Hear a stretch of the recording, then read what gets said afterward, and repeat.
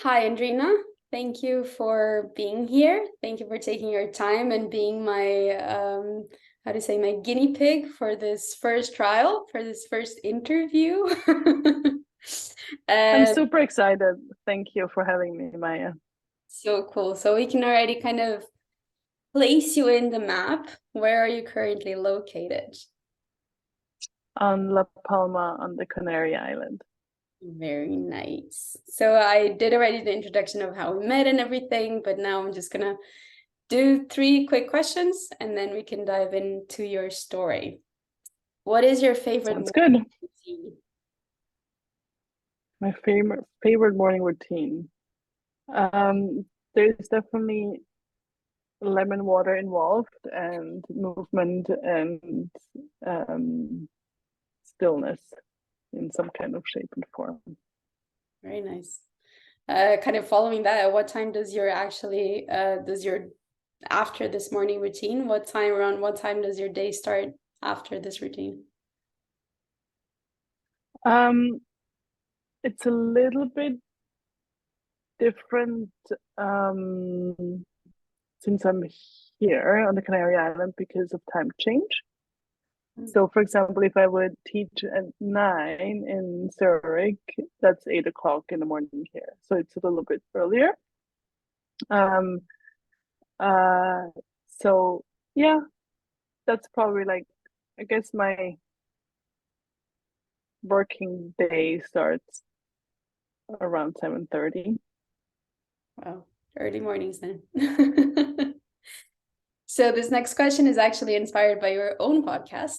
What will one always find in your fridge? Ooh. Mm. Dark chocolate. Sorry, we're seeing each other in the video, and you should have seen the face that Andrina just made. Yes, dark chocolate, dark and very dark chocolate. Definitely above 92. Probably above 90, but like I'm definitely above 92. Nice. I think we're together on that one, hey? Definitely. If you could choose a superpower, what would it be? Fly. Like, I feel you on that one as well. So let's jump into your story. If I was meeting you for the first time, how would you describe yourself? Mm. I love to learn. I love to explore. I love to experience things. Um, I think I consider myself open-minded, multi and I don't know what the English word is for begeisterungsfähig, but I think that's whatever that means. Getting excited about things. Um, Yes, a curious mind. Yeah. curious mind, yeah. And I think I can come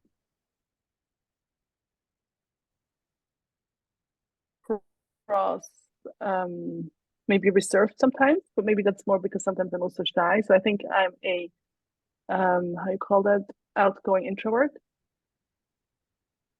Cool. I think it's Yeah.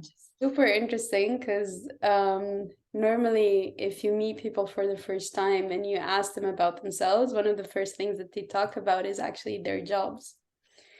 And I Mm-hmm. thought it was so cool how you actually didn't talk about that. You talked Mm-hmm. about who you are. And that's, I think, something that I really appreciate because I was expecting, like, I don't know, something else. And then you brought this, and I was like, yeah, that's like the right answer.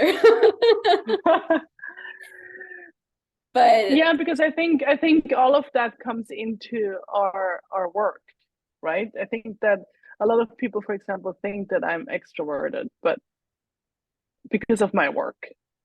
But there is like the shyness that I have that a lot of people that know me from work don't realize. interesting. So people know I know about you. I mean, I know a lot about you, but people hearing they don't know that much. So what is your work nowadays? What is your work now? Mhm. Mhm. So I do coaching and mentorship, and I call that life curation. And it is for me a creative process, and it has a lot to do with healing and transformation. And life curation for me is, so curation, has two different aspects to it. We know the curation from the art aspect of it, like putting like a exhibition together or different artwork, collecting them, like, oh, what fits together and what looks cool together and what maybe complements each other. And then the other aspect of curation is cure, so to heal. So for me, then it comes this creating aspect or creative aspect of healing and transformation, because I think for many people, when we talk about maybe personal development or personal growth or healing and transformation, it has a heaviness to it, or a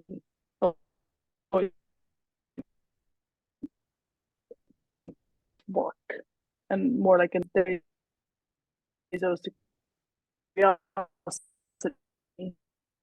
then it becomes pretty much my whole work. And in there is yoga, there is meditation, there is different types of coaching modalities, or however you want to call that. And I'm in process of the somatic experience training, so diving even deeper into the whole trauma healing. And I also have a second business, which is an online shop for accessories for aromatherapy. Very holistic, a lot of different tentacles. So Definitely. so people can have a bit of an idea how to imagine your work. How does a typical day for you look like nowadays? Yeah, I don't know. That's a difficult question because of different reasons as well, right? Absolutely. Yeah, I think there is many different aspects to it, because when you're self-employed, for me, there is no 9 to 5. Like, there's 9 to 5. I'm saying it as a term or as an example. Or I don't have every day the same different set appointments or set schedule or anything. So I don't really have a typical day, and that can be really exciting, and sometimes that's also hard, because I'm also a person that likes structure, so I really have to give myself the structure, right? And of course, and if I have appointments, they give me the structure that maybe help me. But a typical day would be like morning routine. Sometimes with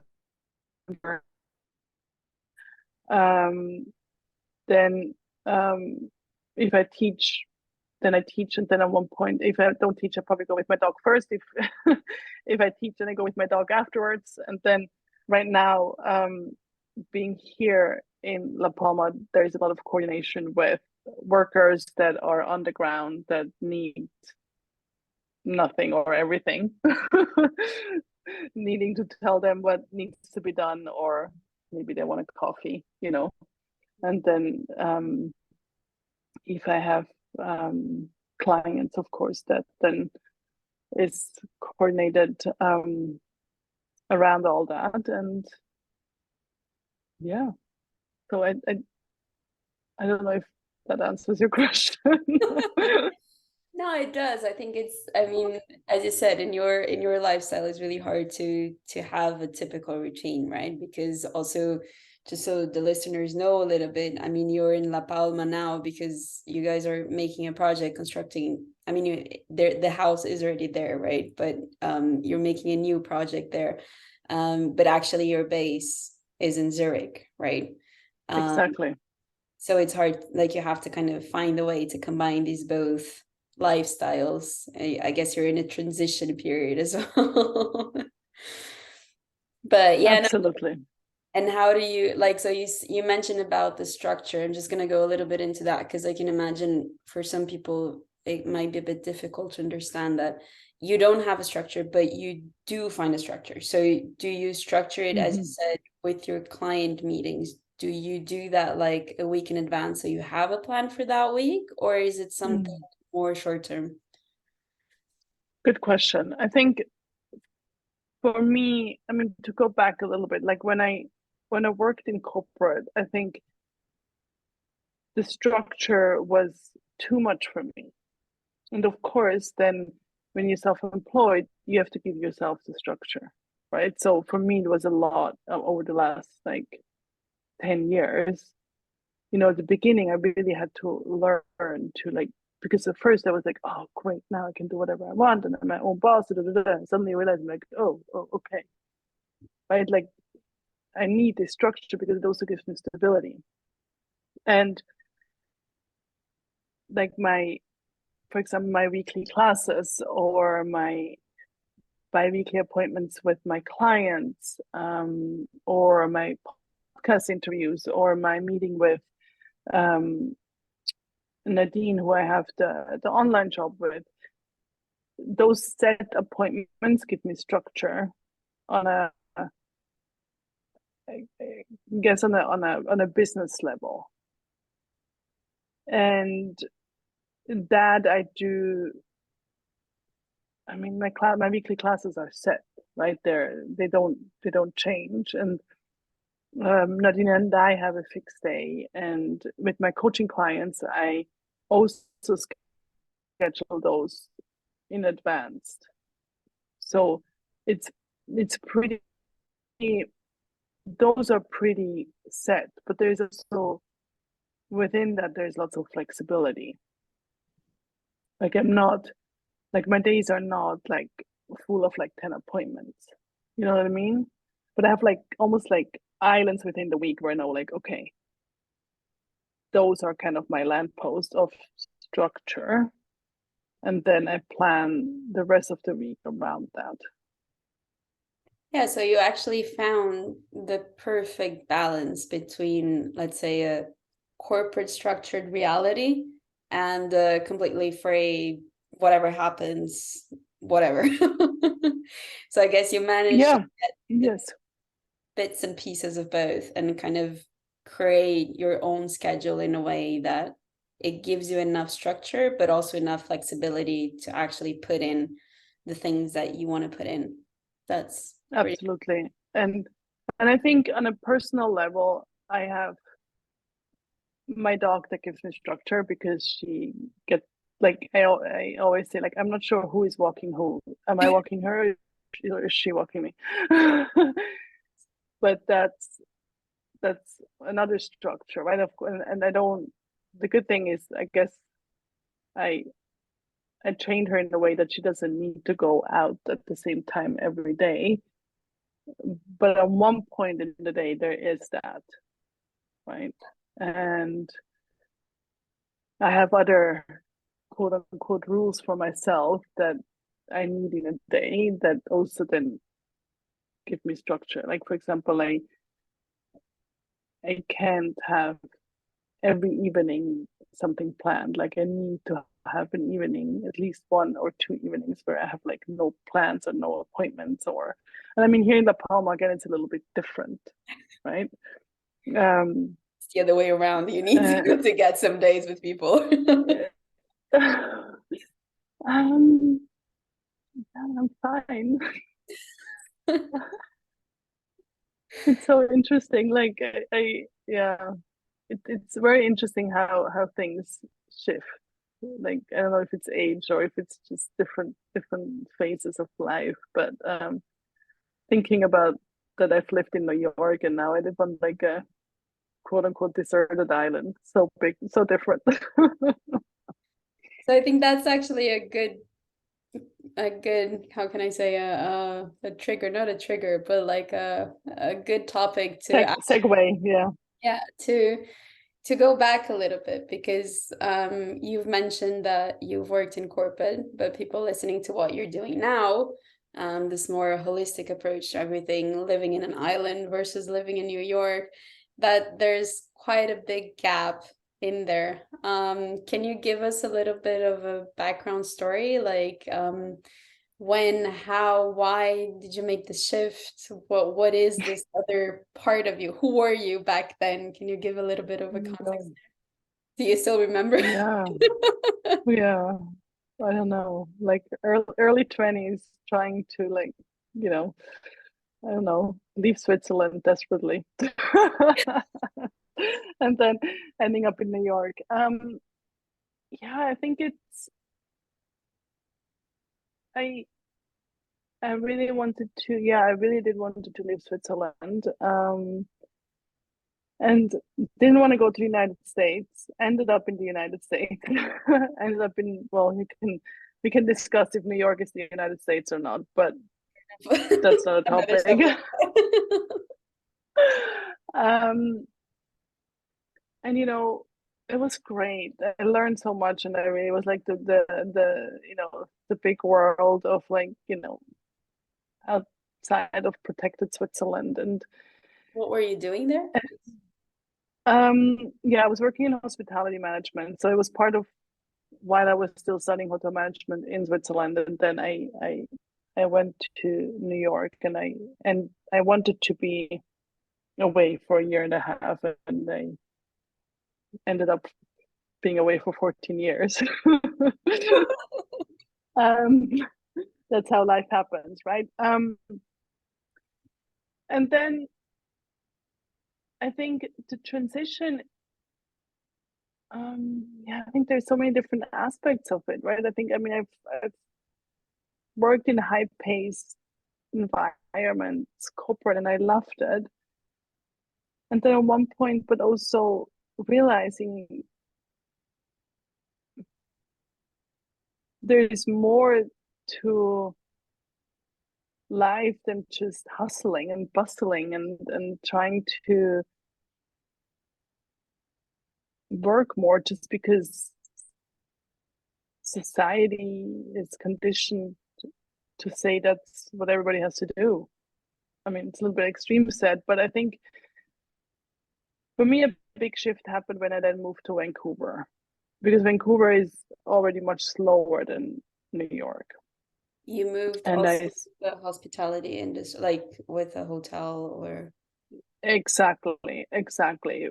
But there, the first time, because in New York I was on a visa, and I was bound to the hotel. I didn't even have the freedom to think what else could I do. And then when I moved to Vancouver at permanent residency, and suddenly I was like, hey, I can actually do something else if I want to, because I don't have a visa. I'm not bound to a job, because in New York the visa was bound to my job and the hotel and the employer. And there the seed kind of was planted, hey, what else is out there? And but I mean, it still took me. I mean, let's see. I moved to Vancouver in 2007, and I quit my corporate job 2013 to 2014. So you see, it still took like this whole time to like actually figure out, hey, what. And of course life happens. Like there was also like you need to make money, right? You cannot, you know uh and then I did then start my yoga teacher training, and then I did my first coaching certification. And so gradually things started to shift. So it was not like one day to the other, it was just gradually shifting. And I remember I had like these two key moments for me. Like I was sitting in my office at the hotel, and first of all, I like 5 minutes. Like I looked at the clock, and there was like, I'm like, okay, I'm doing my thing, and then I looked again. It was only 5 minutes past. I'm like, this is not possible. It cannot just be that just only 5 minutes past. And then I was like thinking, if I suddenly I imagine myself sitting here at the same desk like 3 years later, and I almost started crying. I was like, no, I can't do that. That's not possible. And at the same time, I was, trying to build my yoga and my coaching business. And, I was in a relationship. I had friends. I also had a dog. And it's like, you can't do everything. You can't work full time and do all these other things as well. So I decided to quit and risk it and say, like, I can always go back to hospitality if it doesn't work out. Mm. And did you, I mean, during this process that you said you started doing your training and you were thinking, this is not the place I want to be, I want to dedicate my time to something else. Did you know already what you wanted to accomplish back then? Like, did you have like, I mean, it seems like you were getting kind of the ingredients of a cake, but did you know which cake you were making or not necessarily? It's a good question because I like to, and it's a good analogy because back then I was working, I did health coaching, so food was very important. I mean, it still is, but not in my work as much as it used to be. And I think already there came in a lot of creativity because for me, I think I had a vision, and I think that's still what's happening right now. I have a vision, but it gets adjusted along the way all the time. So interesting. I mean, I think that's super interesting and super good as well, right? Because you have a direction, but at the same time, you are flexible enough to adjust while it goes because, yeah. Yeah, I think also I think there is like, I mean, I know, I mean, I can take that now, and I know because it's also part of my personality, but I also know that there were times in my life where it was like, oh, I wish I would have this like one thing, single focus, move, right? And no matter what, done, right?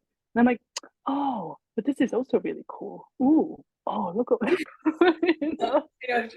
And yes, it's cool, but right. So I think there is just, there's different sides to it, and of course, then it comes also back to then pulling myself together. Okay, is this working towards where you want to go? Staying open that change to it. Oh, we just got a little bit of a internet break there. Can Oh, you okay. the last sentence only? Of course. Yeah, I think it's this. For me, what's important is that I have a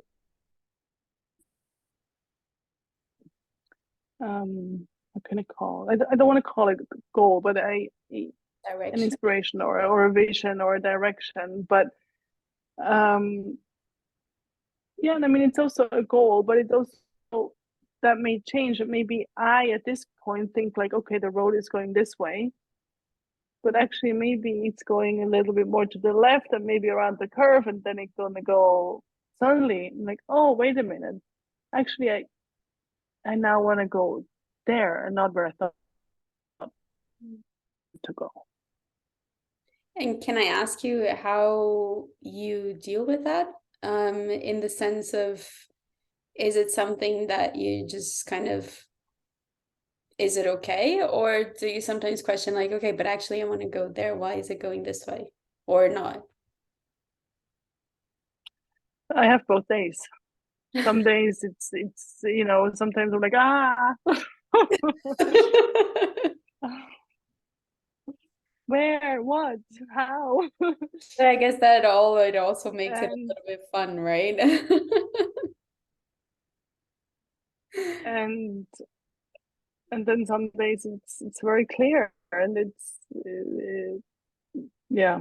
So I do have both. I think for me it's also a lot about how I want to feel in my life, or in my day, in my week, right? How do I, not only what I want to do, but also how I want to feel.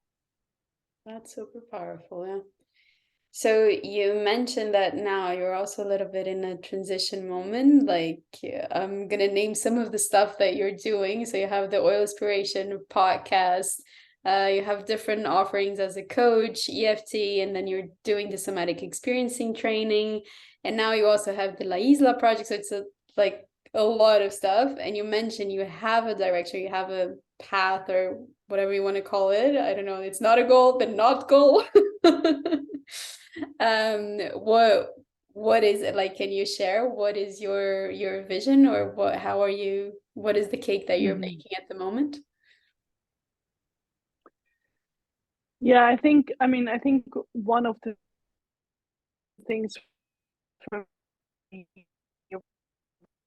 now is the listeners to really realize. I mean, this La Isla project, it's like 3 months old, so it is, or young, so baby project. So it is, like you said, it is transition, and I think it will be transition for a while. And I think the important thing is to be in the transition and to ride the wave of the transition. That's for me right now. I think is the lesson and the learning, and how can I balance both worlds and all these different, like you call them, tentacles, right? So, and also there to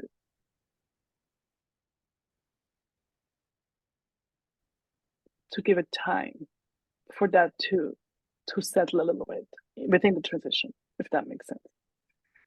Yeah, it does. And I think And you also, to find again like routines and structure that sorry, no, I was just gonna add that besides being many different projects, it's also a geographical question as well, that is added to the thing that you didn't have it before, right? exactly. And on that aspect, I mean, for me, what's really important for me is that it's not about flying back and forth from La Palma to Zurich. Like, that's on so many levels against my values. So it's more, you know, staying in both places longer, and not like a weekend here and there in the extreme case, right? Um, which is also better for my personality because it's calmer. Right? Because when I'm here, then I can settle in, and when I'm in Zurich, I can be there. You know, so it's um, but going back to your question about my vision, um, I mean, for me here, this land, it's just I just see myself like walking here and like picking my own food from my garden, from my land, like really working and being with the resources of nature, but not only for myself, but for others. Like having people around that contribute, but that also that we it's it's not that it's like a community place, but it's like, for example, right now we have um, this woman from Australia here who is going to be here for she's putting her magic, a give and take, and so it's like a co-creation between different people. So that's a vision for this land, and that it's going to be a place, like a place to grow. So a place that can grow, nature can grow, I personally can grow, other people can grow. That's a vision for here. And for in general, I want to have an impact in the world. I want to have an impact with people. I want to empower people. I want to, I mean, I that's already part of my work, but that's, you know, yeah, also that growing and also in different forms, maybe like maybe that's going to change again, right? Like impact can have very different aspects to it in different phases, right? Yeah. That's beautiful. I even got goosebumps when you were talking about La Isla. Like you really, your eyes, they were there. I could see it. Like it was super beautiful. Yeah. But I think it's, I mean, as you said, right, you are making an impact already, but it's beautiful to see that you have this aspiration and this dedication to even do more of that. Do you, yeah. Yeah, and just to go back a little bit to one of your earlier questions, like in terms of having a vision, like honestly, like a year ago, if you would have told me a year ago where I'm at now, I would have been like, what? Like I had no idea. But you had the vision already. You didn't know that you were going to be there, but you had that vision already because we talked about it.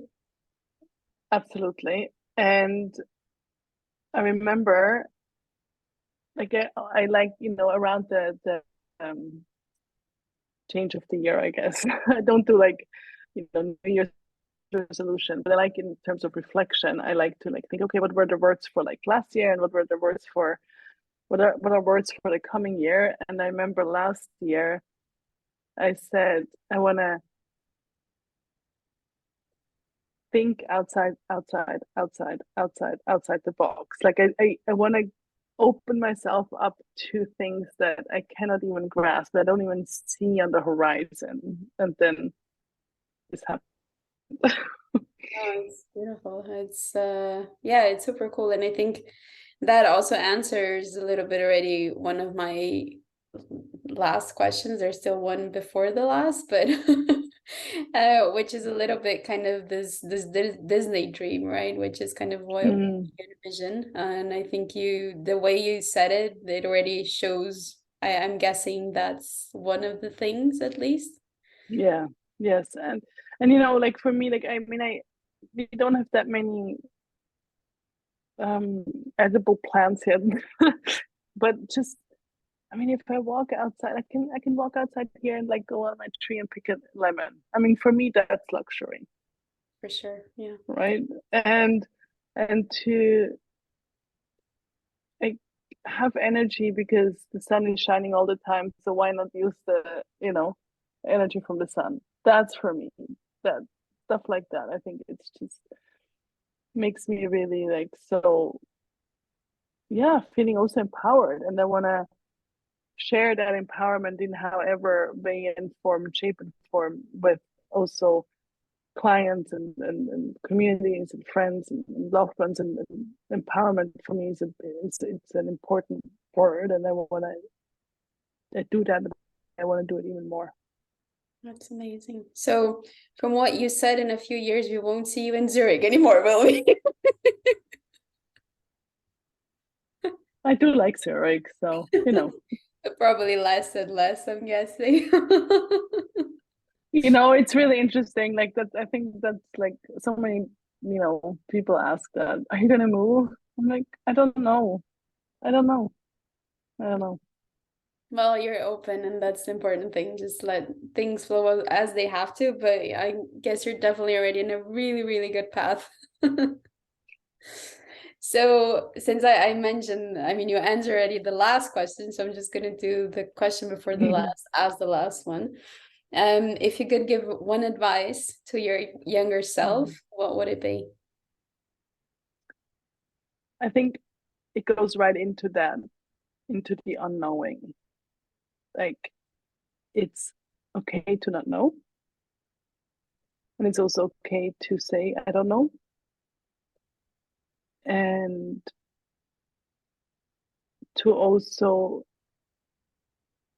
give myself permission to think and feel about things, not having to make decisions right away. Like being okay to, yeah, I need to think about it. I need to sleep over it. I don't know. That's so good. Because I did, and I still do have a tendency to get really excited about things, and then I say yes very fast, and then suddenly I'm like, ooh, Why? too much. um, and to trust that the answers will come, that the clarity will come, and sometimes it takes a while, and then sitting in that uncertainty and then in that maybe unknowing, that can be tricky. But I think that's I've learned that, and I'm still learning that. So that would be something I would, one of the probably many things I would tell myself. But I think that one is such an important one, and one that I'm sure everyone can implement more in their lives. We get the tendency to get a bit anxious when we don't know things, but as you said, there is a beauty in that actually, right? And the answers will come when they have to come at the end. Yeah. So thank you so, so much, Andrina, for being here, for not here, but there. As we have a bit of an ocean between us. But thank you so much. Thank you so much for all these valuable insights as well. And I'm super curious to see where this path is going to take you. Me too. And thank you, my dear. Thank you. Bye. Bye.